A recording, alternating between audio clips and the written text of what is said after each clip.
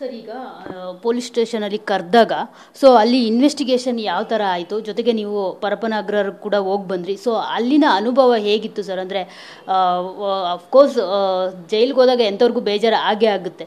So ಅಲ್ಲಿನ experience ಬಗ್ಗೆ ಹೇಳೋದಾದರೆ ಮೇಡಮ್, ಅದೇ ಸ್ಟೇಷನಲ್ಲಿ ಪಾಪ ಎಲ್ಲ ಒಬ್ಬ ನಾರ್ಮಲ್ ಪರ್ಸನ್ಗೆ ಹೆಂಗೆ ಒಂದು ಟ್ರೀಟ್ ಮಾಡಿ ಹೆಂಗೆ ಮಾತಾಡಬೇಕು ಆ ಥರನೇ ಮಾಡಿದ್ರು. ನ್ಯಾಯವಾಗಿ ಅದು ಏನು ಇನ್ವೆಸ್ಟಿಗೇಷನ್ ನಡಿಬೇಕು ಅದು ನಡೀತು. ನಮ್ಮ ಇನ್ಸ್ಪೆಕ್ಟ್ರು ಚಿಕ್ಕಸ್ವಾಮಿ ಸರ್ ಆಗಿರಲಿ, ಇಲ್ಲ ಇವರು ತಿಪ್ಪೇಸ್ವಾಮಿ ಸರ್ ಆಗಿರಲಿ, ಚಂದನ್ ಸರ್ ಆಗಿರಲಿ, ಇಲ್ಲ ಯಾರೋ ಭಾನುಪ್ರಕಾಶ್ ಸರ್ ಆಗಿರಲಿ, ಸೊ ಎಲ್ಲ ಇನ್ವೆಸ್ಟಿಗೇಷನ್ ಕರೆಕ್ಟಾಗೇ ಮಾಡಿದ್ರು. ಆಮೇಲೆ ಪ್ರಾಮಾಣಿಕವಾಗಿ ಮಾಡಿದ್ದಕ್ಕೆ ನಾವು ಜೈಲಿಗೆ ಹೋಗೋಕ್ಕೆ ಸಾಧ್ಯ ಆಯಿತು. ಇನ್ನು ಇದು ಹೊರತುಪಡಿಸಿದ್ರೆ ಜೈಲ್ದು ಬಂದು ಒಂಥರ ತುಂಬ ನೋವುದಿನ ಅಂತ ಎಕ್ಸ್ಪೀರಿಯೆನ್ಸು.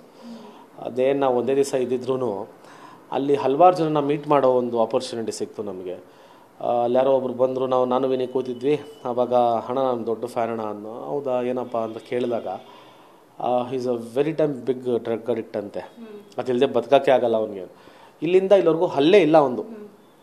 ಆಮೇಲೆ ಹಿಂಗೆ ಮಾತಾಡಿಸೋವಾಗ ಕೂತ್ಕೊ ಅಂತ ಹೇಳಿದಾಗ ಅದೇನೋ ಪಳ ಅಂತ ಹೊಳಿತಾಯಿತ್ತು ಅವ್ನ ಕೈ ಹತ್ರ. ಏನೋದು ಅಂತ ಕೇಳಿದ್ರೆ 3 ನೀಡಲ್ಲಿ ಒಳಗೆ ಚುಚ್ಕೊಂಡ್ಬಿಟ್ಟಿದೆ. ಅದನ್ನ ಆಚೆನೇ ಬಂದಿಲ್ಲ ಒಂದು. ನಾವು ಏನೋ ಅದು ಅಂದರೆ ಅದೇನೋ ಟೈಡಲ್ ಅಂತ ಒಂದು ಸಿಗುತ್ತಂತಲ್ಲ, ಅದಕ್ಕೆ ತುಂಬ ಹೆವಿ ಅಡಿಕ್ಟ್ ಅಂತೆ ಆ ಹುಡುಗರು.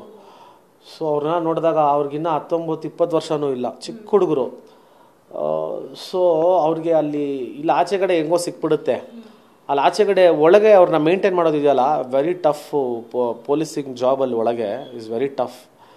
ಅದು ನಾವು ಕೇಳ್ಕೊಂಡಾಗ ಅದನ್ನೇ ಹೇಳ್ತಾ ಇದ್ವಿ, ಸರ್ ಇವ್ರು ಆಚೆ ಇದ್ದಾಗ ಹೆಂಗೋ ಬದುಕೊಂಡು ಹೋಗ್ತಾರೆ, ಇವ್ರನ್ನ ಕರ್ಕೊಂಬಂದಾಗ ಮರ್ಡರ್ಸ್ ಇರ್ತಾರೆ, ಕ್ರಿಮಿನಲ್ಸ್ ಇರ್ತಾರೆ, ಹಲವಾರು ಕ್ರಿಮಿನಲ್ಗಳನ್ನ ಒಟ್ಟಿಗೆ ಹಾಕಿ ನಾವು ನೋಡ್ಕೊಬೇಕು, ನಮ್ಮ ಕಷ್ಟ ಹೇಳಿ ಅಂತ ಹೇಳ್ತಾ ಇದ್ರು. Actually it is tough. ನಾವು ಒಳಗೆ ಮಲಗಿದ್ದಾಗ ಸಡನ್ನಾಗಿ ಒಬ್ಬ ಜೋರಾಗಿ ಕಿರಿಸ್ತಾವ್ ಹುಡುಗ. ಏನು ಅಂತ ಕೇಳಿದ್ರೆ ಗೋಡೆ ಹೊಡ್ಕೊಂತ ಒಂದು ತಲೆ. ಅವ್ನಿಗೆ ಸಿಗ್ತಾ ಇಲ್ವಲ್ಲ ಫಸ್ಟ್ ಸ್ಟೇಷನ್ಗೆ, there is trying to cut his hand. ಅಷ್ಟೊತ್ತಿಗೆ ಪೊಲೀಸ್ ಎಲ್ಲ ಬಂದು ಅವ್ನಿಗೆ ಏನು ಮಾಡಬೇಕು ಮಾಡಿ ಎತ್ಕೊಂಡು ಕರೆಕ್ಟಾಗಿ ಬೇರೆ ಕಡೆ ಹಾಕಿ ಅವನ್ನ ವಾಚಿಂಗ್ ಇಟ್ಟಿದ್ರು, ಇದಕ್ಕೆ.